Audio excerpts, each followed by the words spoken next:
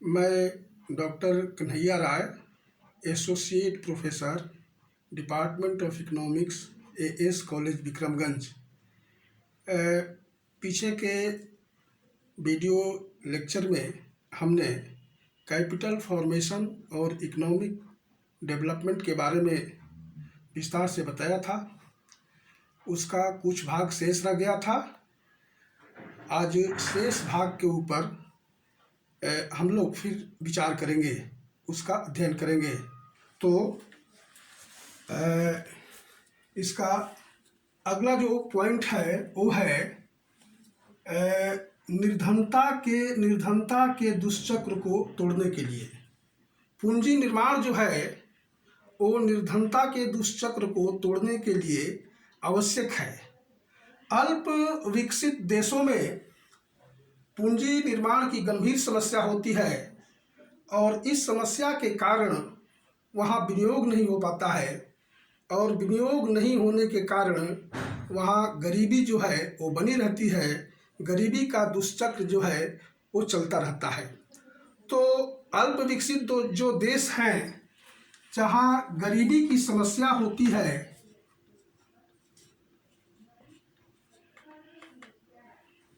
इन देशों में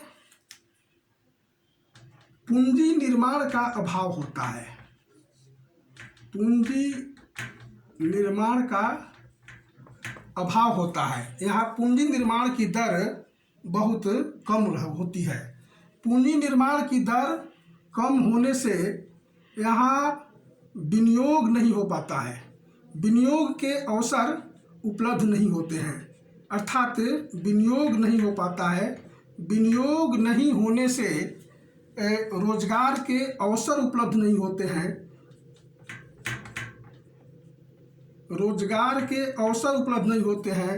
रोजगार के अवसर उपलब्ध नहीं होने से प्रति व्यक्ति आय जो है, प्रति व्यक्ति आय कम रह जाती है या निम्न रह जाती है। प्रति व्यक्ति आय के निम्न रहने के कारण लोगों का उपभोग स्तर जो है वो नीचा रहता है। उपभोग स्तर नीचा होने के कारण वहाँ लोग बचत नहीं कर पाते हैं। बचत जो है वो कम होता है, और बचत कम होने के चलते फिर पूंजी निर्माण नहीं होता है, और पूंजी निर्माण नहीं होने के कारण फिर विनियोग नहीं हो पाता है। इस तरह से वह देश जो है वह गरीब बना रहता है। और यह गरीबी का जो दुष्चक्र है, ये गरीबी का जो दुष्चक्र है वो चलता ही रहता है। उस देश में गरीबी बनी ही रहती है। प्रोफेसर रैगनर नर्क से एक ऐसे अर्थशास्त्री हुए जिन्होंने एक लेख लिखा, problem of capital formation in under developed countries. Problem of capital formation in under developed countries में प्रोफेसर नर्कसे ने बताया कि पूंजी निर्माण के द्वारा अल्प विकसित देशों में निर्धनता को दूर किया जा सकता है, या निर्धनता के दुष्चक्र को दूर किया जा सकता है। अर्थात प्रोफेसर नर्कसे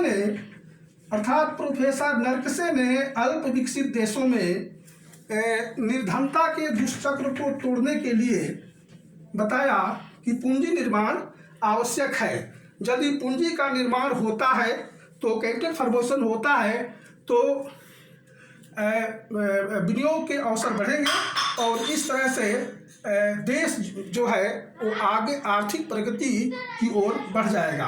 तो प्रोफेसर नर्कसे का कहना है कि अगर हमें निर्धनता के दुष्चक्र को तोड़ना है, अगर हमें निर्धनता के दुष्चक्र से निकलना है, तो हमें पूंजी विनियोग करना होगा, पूंजी निर्माण करना होगा। और यहाँ हम देखेंगे कि पूंजी निर्माण जो है, पूंजी निर्माण के कारण विनियोग को बढ़ावा मिलता है।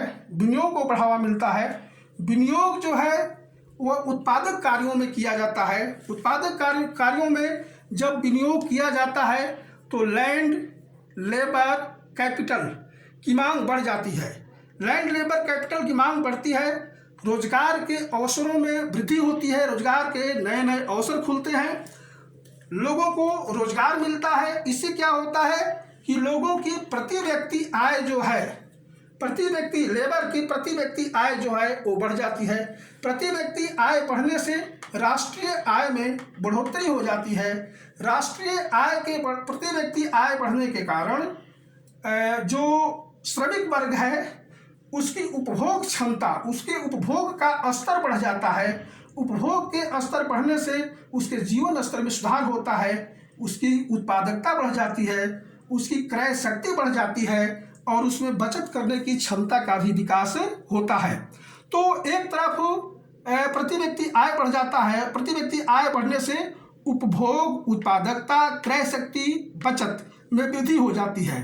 ये बचत में जो यहाँ हम बचत में वृद्धि को दिखा रहे हैं, बचत में वृद्धि जो है वह है उससे पूंजी का निर्माण होता है और फिर वह पूंजी जो है वो विनियोग में लग जाती है, जिसके कारण फिर और अधिक रोजगार के अवसरों का सृजन होता है और इस प्रकार से यह जो क्रम है वह चलते रहता है। इस प्रकार यह क्रम जो है वो चलते रहता है। अर्थव्यवस्था में पूंजी का निर्माण होते रहता है, विनियोग बढ़ते रहता है, रोजगार के अवसर बढ़ते रहते हैं, प्रति व्यक्ति आय में बढ़ोतरी होती रहती है, उपभोग, उत्पादन, क्रय शक्ति और बचत करने की क्षमता बढ़ता रहता है। इसके अलावे पूंजी निर्माण होता है।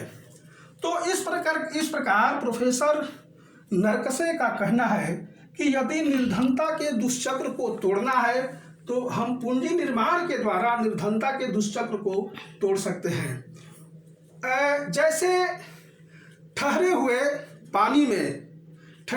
पानी में जैसे पत्थर का कोई टुकड़ा फेंक दिया जाता है तो वह उस पानी में, ठहरे हुए पानी में हलचल सी मच जाती है। उसी तरह जब अर्थव्यवस्था में निवेश होता है, जब अर्थव्यवस्था में पूंजी निर्माण के चलते इन्वेस्टमेंट होता है तो अर्थव्यवस्था में भी एक हलचल सी पैदा हो जाती है और यह जो हलचल होती है वह आर्थिक विकास भी होती है।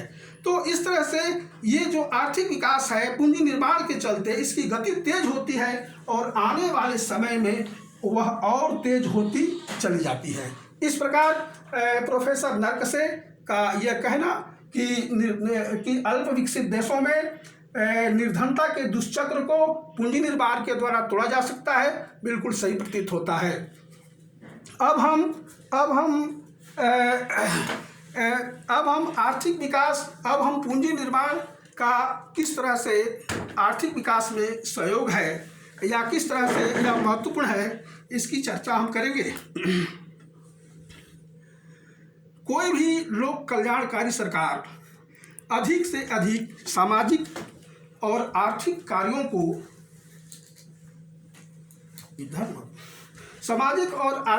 को करना चाहती है। धन की आवश्यकता या पूंजी की आवश्यकता इसलिए पड़ती है कि समाज को सरकार को विभिन्न प्रकार के आर्थिक एवं सामाजिक कार्यों को निष्पादित करना होता है। आर्थिक कार्यों में सरकार लार्ज स्केल इंडस्ट्रीज के ऊपर, स्मॉल स्केल इंडस्ट्रीज के ऊपर, कॉटेज इंडस्ट्रीज के ऊपर या हेवी इंजीनियरिंग इंडस्ट्रीज के ऊपर,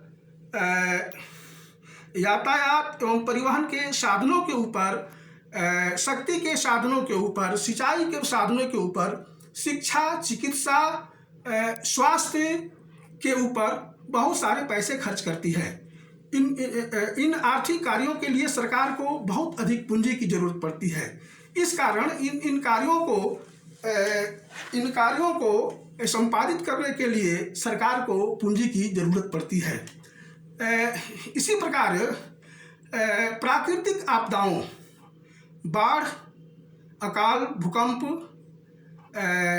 अतिवृष्टि, अनावृष्टि, ओलावृष्टि जैसे प्राकृतिक आपदाओं से लोगों को प्राकृतिक आपदाओं के समय लोगों को आर्थिक सहायता पहुंचाने के लिए भी पूंजी की आवश्यकता पड़ती है। वर्तमान समय में कोविड-19 जो वैश्विक महामारी का रूप ले चुकी है। इस प्रकार के वैश्विक महामारियों के लिए भी पर्याप्त मात्रा में पूंजी की जरूरत पड़ती है ताकि लोगों को आर्थिक सहायता दिया जा सके। इसी क्रम में आज से 2 दिन पहले माननीय प्रधानमंत्री श्री नरेंद्र मोदी जी ने 20 लाख करोड़ के आर्थिक पैकेज का ऐलान किया है।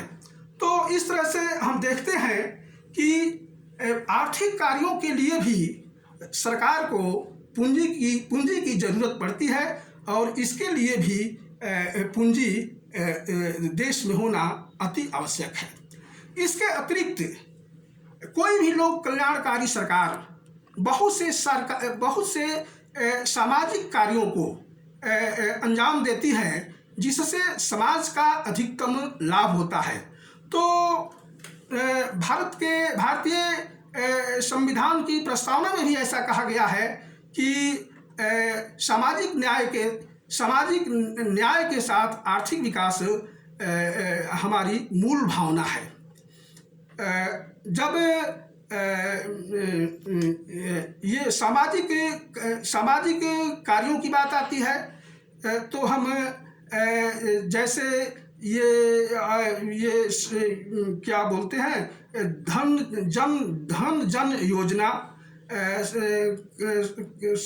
कन्या समृद्धि योजना, उज्ज्वला योजना, प्रधानमंत्री सड़क निर्माण योजना, प्रधानमंत्री आवास योजना, ग्रामीण विद्युतीकरण की योजनाएं, इस तरह की बहुत सारी योजनाएं हैं जिनके लिए धन की ज़रूरत पड़ती है।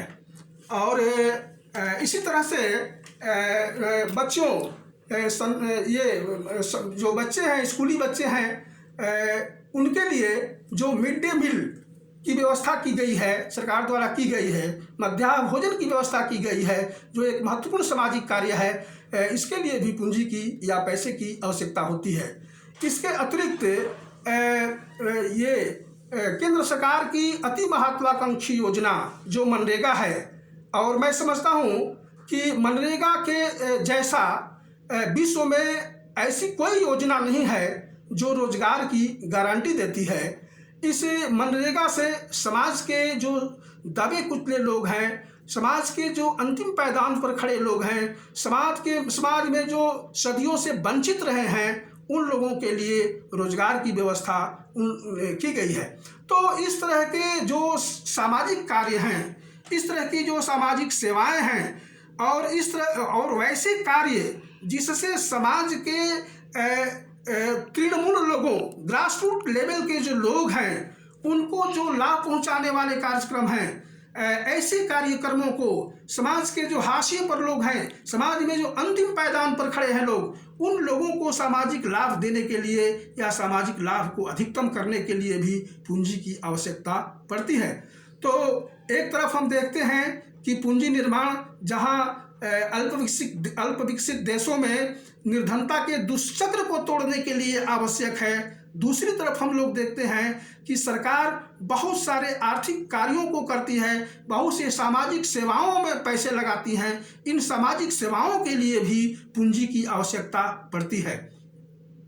एक अन्य महत्वपूर्ण पहलू पर भी हम लोग विचार करेंगे, और वो है इन्फ्लेशन, मुद्रास्फीति को नियंत्रित करने के लिए भी पूंजी की आवश्यकता होती है, पूंजी निर्माण की आवश्यकता होती है। मुद्रास्फीति में होता है क्या? मुद्रास्फीति में जब वस्तुओं के मूल्य बढ़ने लगे, और वस्तुओं के जब मूल्य बढ़ने लगे तो ऐसी और लगातार वह बढ़ता ही चला जाए, तो हम इस स्थिति को मुद्रास्फीति कहते हैं। यानी मुद्रास्फीति के दौरान वस्तु की कीमत बढ़ती है लेकिन मुद्रा का मूल्य घटता चला जाता है।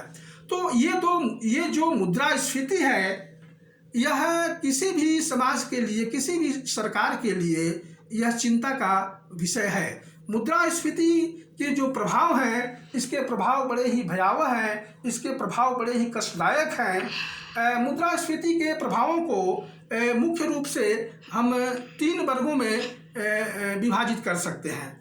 एक तो व्यापारी वर्ग है, दूसरा आम जनता है, और तीसरा तीसरा वैसे लोग हैं जो समाज में अंतिम पायदान पर खड़े हैं, जो समाज के वंचित लोग हैं,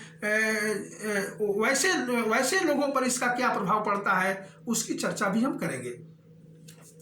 मुद्रास्फीति के दौरान जो व्यापारी वर्ग है उसको कष्ट नहीं होता है, वह लाभ की स्थिति में होता है, लेकिन जो आम आदमी होता है उसकी परेशानियां बढ़ जाती है। आम आदमी की परेशानी बढ़ जाती है, वह आर्थिक संकट से गुजरने लगता है, वह उसके पास पैसे की कमी महसूस होने लगती है, वह अपनी आवश्यकताओं को भी पूरा नहीं कर पाता है। लेकिन ये जो इन्फ्लेशन है, जो मुद्रास्फीति का प्रभाव है, उसका सबसे बुरा प्रभाव समाज के उन लोगों पर पड़ता है जो समाज में अंतिम पायदान पर खड़े हैं, जो पॉवर्टी रेखा से काफ़ी नीचे हैं, अंतिम पायदान पर खड़े हैं, जो शोषित हैं, पीड़ित हैं और सदियों से उपेक्षा के शिकार रहे हैं, जिनकी आय इतनी कम होती है कि वे किसी तरह भी अपनी बेसिक आवश्यकताओं को नहीं पूरा कर पाते हैं, जिनको रहने का न घर होता है और न खाने को रोटी। ऐसे लोगों की जिंदगी अत्यंत कष्टदायक हो जाती है। प्रोफेसर सैमुअल्सन ने 1920 से 1930 के बीच अमेरिका में जो बड़ा इन्फ्लेशन हुआ था, बड़ी मुद्रास्फीति देखने को मिली थी, मुद्रास्फीति की दर बहुत बढ़ गई थी, उसकी भयावहता का वर्णन करते हुए प्रोफेसर सैमुअल्सन ने इकोनॉमिक्स में लिखा है कि पहले मीन से इन्फ्लेशन से पहले हम बास्केट में हम पॉकेट में रुपया लेकर जाते थे और बास्केट में सामान लेकर आते थे, लेकिन इन्फ्लेशन के दौरान, मुद्रास्फीति के दौरान हम बास्केट में पैसा लेकर के जाते हैं और पॉकेट में सामान लेकर के आते हैं। निश्चित तौर से यह जो स्थिति है बड़ी ही भयावह है, और यह जो समाज का वंचित वर्ग है, जो समाज का सबसे कमज़ोर वर्ग है, जो ग्रासरूट लेवल के लोग हैं, उन लोगों की आर्थिक स्थिति बेहद ख़राब हो जाती है और ऐसा लगता है वे आर्थिक रूप से अपाहिज की ज़िंदगी जीते हैं।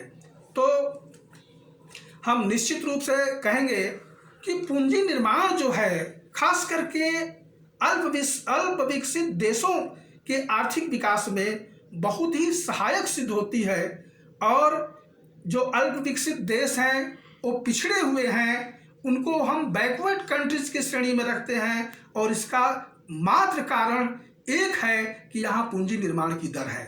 तो आज हम लोगों ने देखा कि पूंजी निर्माण जो है वह निर्धनता के दुष्चक्र को तोड़ने के लिए आवश्यक है।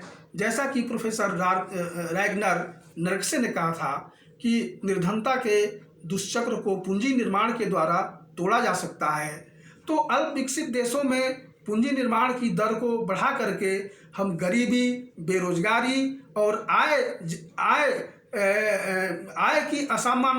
की असमानता जैसी सामाजिक बुराइयों का अंत कर सकते हैं।